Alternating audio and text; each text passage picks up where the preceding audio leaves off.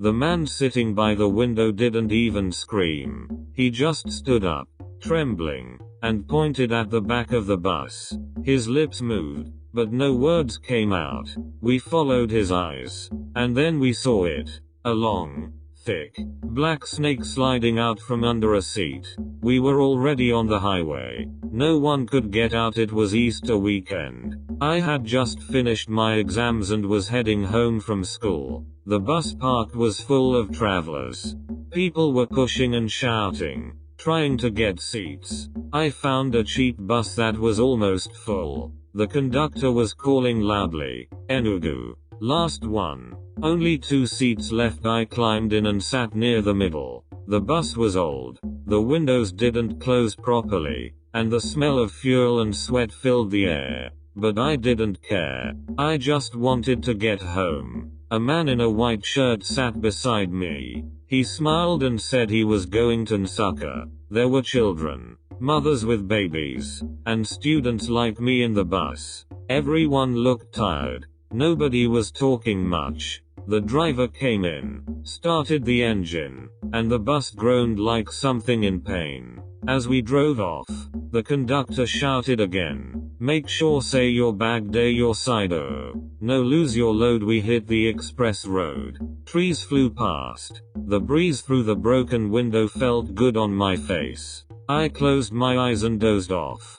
But something woke me up. It wasn't a sound. It wasn't a smell. It was something strange. A feeling. Like we were not alone in the bus. About 30 minutes into the journey, the man sitting by the back window suddenly stood up. He didn't shout. He didn't talk. He just stood like his legs had stopped working and pointed at the floor. Everyone turned. "What is it?" the woman beside him asked. He still didn't talk. His hands were shaking. Then he started to back away slowly. That was when a little girl screamed. We all turned sharply to see what she was screaming at. And then, we saw it. A long black tail disappearing under one of the seats. The snake.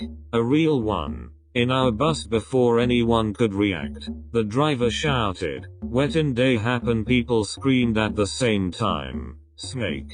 Snake!" The whole bus went mad. Someone kicked the door, but it was locked. The driver couldn't stop immediately. We were on a narrow bridge. If he stopped wrongly, we could fall. A man tried to stand on his seat. Another woman was crying, holding her baby and shouting the name of Jesus. I held tightly to the metal bar in front of me. I couldn't move. The conductor jumped toward the back, looking under the seats. Where is him?" Nobody could answer. The snake had gone back into hiding. "Don't move," someone shouted. The driver kept moving, eyes on the road, but sweat pouring down his face. "God, I beg make this snake no touch my leg," he muttered. We were still moving, and the snake was still inside. Nobody could sit still. People began lifting their bags with shaky hands, hoping the snake wasn't hiding inside them. Someone knocked over a crate of boiled eggs. They rolled across the bus floor like stones, but no one picked them up. The driver's voice was sharp. "Make Una calm down now. If I stop here, all of us fit die." He wasn't lying. We were on a slim bridge, no rails, water rushing beneath. If he stopped or swerved, we'd all be in the river. The conductor, still at the back, was using a flashlight to search under seats. "No day again," he shouted. "Maybe he run comet when we enter road." A man hissed. "You think say snake be idiot? Where he wan pass run comet? Through window?" A beg looked. Well, no one believed it was gone. Everyone's eyes stayed low, watching the floor like it could come alive. Then, something moved. A woman jumped up and hit her head on the roof. "It touched me," she screamed. People screamed again, but it was only her scarf. It had slipped and brushed her leg. Even that was enough. Someone shouted, "Driver, find where to stop," but the driver shouted back, "I say make Una wait small. Let us pass this bridge first." The bridge felt endless. Every second was fear, and we were still locked in with the snake just after the bridge. The bus reached a clearing. The driver swerved sharply and stopped beside a bush path. Before he even killed the engine, the back door flung open. People pushed and shoved to jump out. The woman with the baby nearly dropped her child. The man beside me broke the window and climbed out through it. I was frozen. Then someone shouted, "It's moving again." I looked. From the space between two seats, a thick, black snake slithered into the open. It was longer than a car wiper. Its head lifted, slow and steady. Its eyes were cold. It wasn't just a snake. It looked like it had been watching us. A woman fainted. The conductor jumped out through the front door. The snake didn't strike.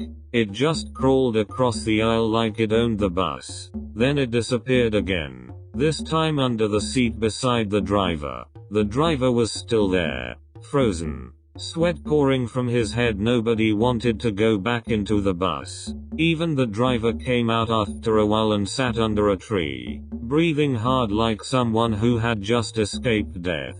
We stood by the roadside, watching the bus like it had become a house for demons. Bags were still inside, some with people's money and phones. But who would risk it?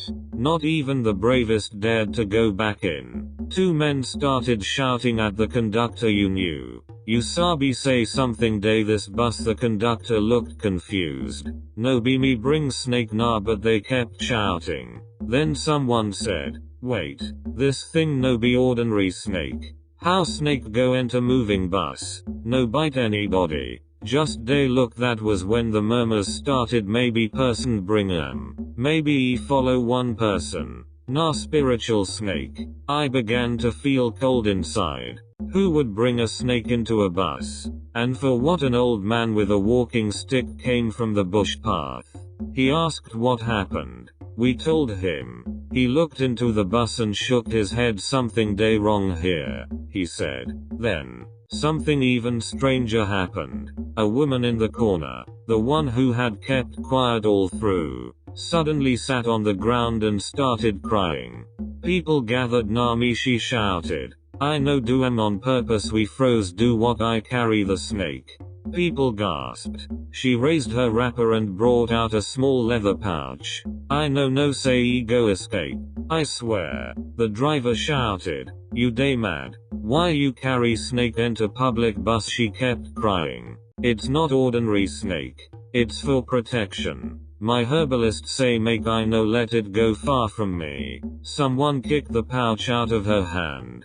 "Idiot!" The man beside her moved away quickly. The woman held her head and cried louder. "I no get plan to hurt anybody. It was just for power." The snake was still missing. But now we knew it belonged to her. Anger rose like fire. A young man slapped the woman. "You wan kill us." Others joined. But the driver shouted, "Make Una stop. Touch her again and I leave all of Una here." People pulled back. Then we heard something again. Hiss. From the top of the bus. The snake had climbed to the roof. We ran again. But before anyone could act, it dropped from the top. And it landed on the driver's shoulder. He screamed and slapped at it. But the snake bit him. Right on the neck. He fell. People screamed. The woman rushed forward, shouting, "Don't kill it. Don't hurt it." But it was too late. A man picked up a long stick and smashed the snake's head, over and over, until it stopped moving. The driver lay on the ground, his body shaking. The bite had left 2 holes on his neck. Foam was coming from his mouth. Someone tried to press his chest. Another person prayed. The snake was dead beside him. The woman who brought it was crying again. The old man who had come earlier looked at her with deep anger. "You have killed him." "No, no, please. It was not meant for him," she whispered. Police were called. But the road was far. And we were alone. The conductor sat on a rock, shaking his leg. "I no fit drive," he said. Nobody wanted to go near the bus again.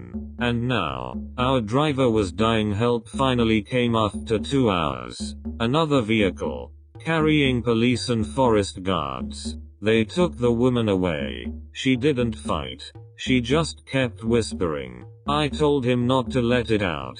They took the driver too. He didn't make it. The bus. Nobody entered again. It was left there, by the side of the road, like an abandoned coffin. I found another ride that night, but my body was still shaking. Even now, I don't enter buses without checking under the seat. And if I ever feel like something's watching me, I remember that day. The day a snake rode the bus with us, and nobody saw it coming. The end.